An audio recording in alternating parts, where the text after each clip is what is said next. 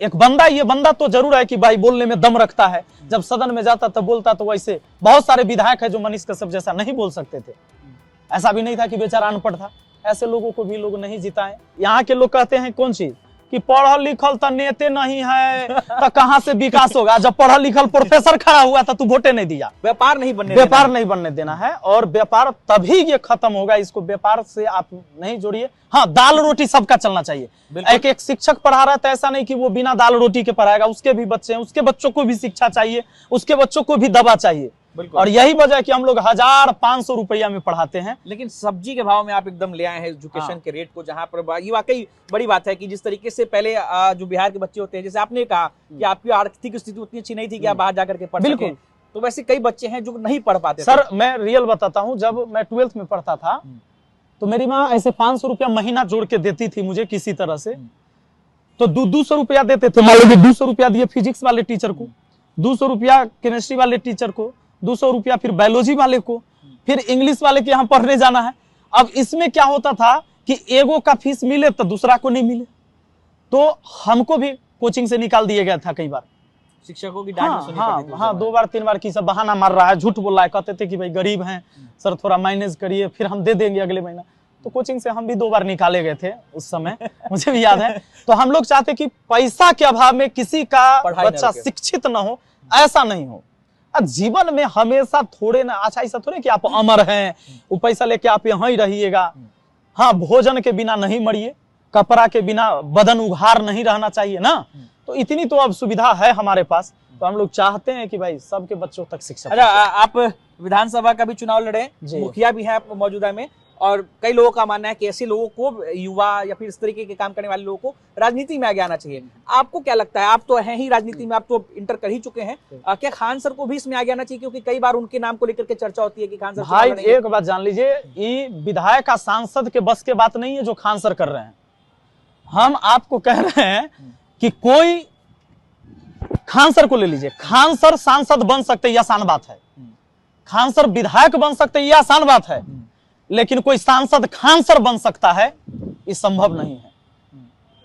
तो खान सर जो कर रहे हैं वो बड़ा चीज कर रहे हैं, एक सांसद से बड़ा चीज कर रहे हैं, ये बड़ी बात है। क्या उनको राजनीति में आनी चाहिए? आपको लगता है कि मतलब नहीं, मैंने कहा कि वो इससे बड़ा चीज कर रहे हैं, उनको क्या जरूरत है? वो जहां सेवा दे रहे हैं वो इससे बड़ी चीज दे रहे हैं। चलिए, खान सर पे बात हो गई, आप पे भी बात हो गई, थोड़ी सी राजनीति पे बातचीत करेंगे क्योंकि आप चुनाव भी लड़े हैं, प्रत्याशी भी रहे हैं। आप जिस शक्तियों के खिलाफ चुनाव लड़ रहे थे, या यूं कहें जिस गठबंधन के खिलाफ, एक तो एनडीए था, एक महागठबंधन था, दोनों के पास एक अपना वोट बैंक है, दोनों कहीं ना कहीं सरकार में रही अलग अलग समय पर। तो क्या लगता है जो इस बार के नतीजे सामने आए, इस नतीजों को आप कैसे देखते हैं कि एक तरफा मैंडेटरी आया, 200 से ज्यादा सीटें एनडीए जीत गई? हाँ, क्या लगा आपको? हमको तो यही लगा कि जनता 20 साल तक देखी है सरकार को और जनता को पसंद है। भाई 20 साल का अनुभव, जनता ने देखा कि सरकार अच्छा काम कर रही है, तभी ना एक तरफा चुनाव जिताया है। तो ये अच्छी बात है, जनता ने पसंद किया। ऐसा नहीं कि हम इसको कह सकते हैं कि धोखा हो गया। धोखा 1, 2, 4 सीट में हो सकता है, 5 सीट में हो सकता है। जनता की पसंद है, हम लोग का भी पसंद है। विपक्ष जिस तरीके से आरोप लगाती है कि ईवीएम में कुछ हैकिंग किया गया था, ये सब बात हम न जानते हैं, हम इंजीनियर नहीं है। हम इंजीनियर रहते तो जानते सर। अब मैथ के सवाल सामने आएगा तो हम बता देंगे गलत है कि सही है। लेकिन मैथ से कम नहीं है, जो नंबर आंक रहे हैं वो भी मैथ वाले आंक रहे हैं। हाँ, ईवीएम में गड़बड़ी है कि ना, ये तो हम नहीं चेक किए हैं। नहीं, जो विपक्ष आरोप लगाता है तो उस पे आप क्या सोचते हैं कि क्या वाकई ऐसा हो सकता है कि ईवीएम में गड़बड़ी? अब वो लोग देखा होगा तो बोला होगा, हम नहीं देखे। जैसे आरोप लगाया जाता है कि 10-10 हजार रुपए महिलाओं को दिए गए, तो सरकार ये कहती है कि ये मदद किया गया, लेकिन विपक्ष कहती है कि वोट खरीदे गए। आपकी क्या प्रतिक्रिया इस पर? आपको क्या लगता है? ये बात तो सब जानता है कि जो कहता है कि भाई डेट जो है आचार संहिता का जिस दिन लागू होता है उससे पहले सब कुछ पहले फिट कर दिया जाए, उसके बाद डेट अनाउंसमेंट होता है। तो ये तो सबको पता है, लेकिन अब उससे हमको कोई मतलब नहीं है। उस क्या कर सकते हैं आप उसमें? सरकार जो है घोषणा किया तो 10,000 का घोषणा कब से है? जो आचार संहिता का जो डेट आया उससे पहले की घोषणा है। तो ये तो रूल है, उस रूल में तो करवे करेगा। वो सब जान रहा है कि भाई चुनाव के लिए पैसा दिया है, लेकिन वो रूल है कि भाई डेट तो हम डेट से पहले कर दिए, तो हो गए। उसमें कौन चीज आरोप लगाई? जिस तरह से आप अपने विधानसभा क्षेत्र को बदलना चाहते थे, आप वहां काम करना चाहते थे, अपने मुखिया के तौर पे आपने काम भी किया अपने पंचायत में, प्रशांत किशोर भी उसी विजन के साथ पूरे बिहार में काम कर रहे थे, घूम रहे थे। आपका नाम भी जुड़ रहा था कई बार सोशल मीडिया पर कि विपिन सर जो है वो जनसुराज से चुनाव लड़ेंगे। प्रशांत किशोर ने भी खूब मेहनत की, इस बात में कोई दो राय नहीं है। उन्होंने पैदल भी चले और फिर सुनने में आ रहा है कि वो चलने वाले हैं। उनका जो रिजल्ट आया और बिहार की जनता ने जो उनको वोट दिया, उस पर आपका क्या प्रतिक्रिया है, क्या लगता है आपको? ऐसे इस बार की जो रिजल्ट हुई, जैसे मेरा बस ये कहना था, अब जिताइए, सरकार किसी की भी बने, लेकिन कुछ अच्छे लोग को चुनकर जरूर भेजिए। आप ऐसे ऐसे लोगों को चुनकर भेजते हैं जो शपथ पत्र नहीं पढ़ पा रहे हैं सदन में, तो ये तो दुर्भाग्य जरूर है बिहार के लिए। और ऐसे ऐसे लोगों को हरा दिए जो कभी IAS IPS रहे हैं, कभी सुप्रीम कोर्ट के वकील रहे हैं। प्रशांत किशोर जी ने बहुत कुछ अच्छे लोगों को, तो जबरदस्त लोगों को टिकट जरूर दिया था।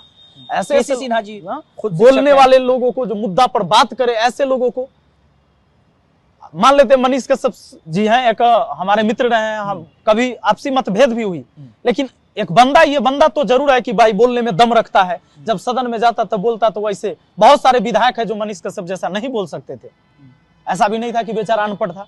ऐसे लोगों को भी लोग नहीं जिताए।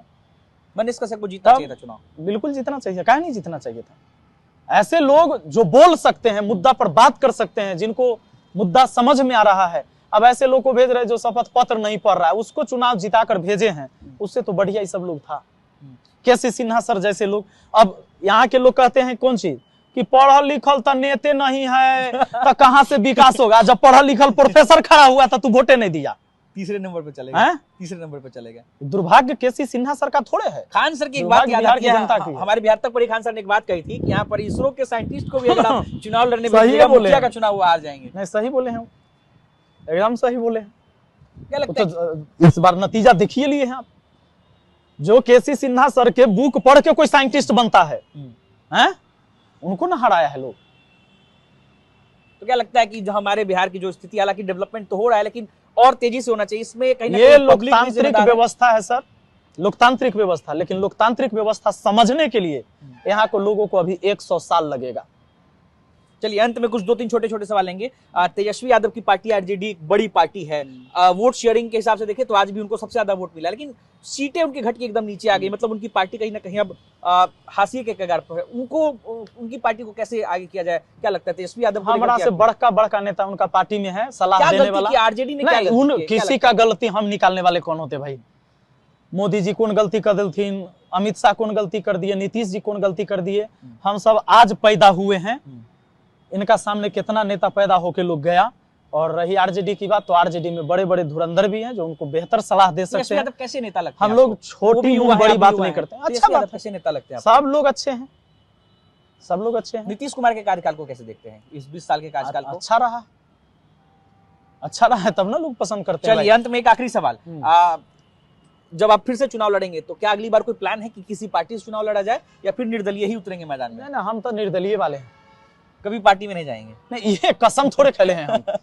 कसम नहीं खेले हैं हम क्रिया थोड़े खाए हैं। लेकिन मतलब अगर अच्छा मौका मिले तो देखेंगे। चुनाव एक अकेले आदमी नहीं लड़ता है, कैंडिडेट हम होते हैं, लेकिन हमारे सहयोग जो होते हैं उस क्षेत्र की जनता होती है। और जनता का जिस तरह से रुझान होता है, साथियों का जिस तरह से विचार होता है, सब विचार विमर्श करके ही कोई डिसीजन लिया जाता है। तो फिर देखा जाएगा, अभी समय है। चलिए आपका बहुत बहुत शुक्रिया हमारे साथ। Thank you. और मिलकर बहुत अच्छा लगा। आगे भी हम लोग बातचीत जरूर करेंगे अलग अलग मुद्दों पर। हालांकि चूंकि वक्त आपने बहुत दे दिया, कम समय में मैंने वक्त मांगा और ठीक ठाक वक्त दिया, और कई मुद्दों पर हमारी इनसे बातचीत हुई है। मैथ में कैसे मास्टरमाइंड बने, हालांकि इनकी कहानी पहले से भी आप लोग जानते होंगे, लेकिन फिर भी हमने एक बार कोशिश की कि इनकी कहानियों को एक बार कूड़ेदा जाए, उन कहानियों को लोगों तक लाया जाए। आज जो कभी खुद मैथ में फिसड्डी हुआ करते थे, आज लगभग 1 करोड़ बच्चों को मैथ पढ़ा रहे हैं अलग अलग सोशल मीडिया प्लेटफॉर्म्स के माध्यम से। ऑनलाइन कोई क्लास नहीं चलता है, ऑफलाइन कोई क्लास नहीं चलता है। एक छोटे से कमरे में से ऑनलाइन क्लास चलाते हैं और आज 1 करोड़ बच्चे तक इनकी जो वीडियो है वो पहुंचते हैं और लोग इनसे पढ़ते हैं। अनिकेत कुमार, बिहार तक, पटना।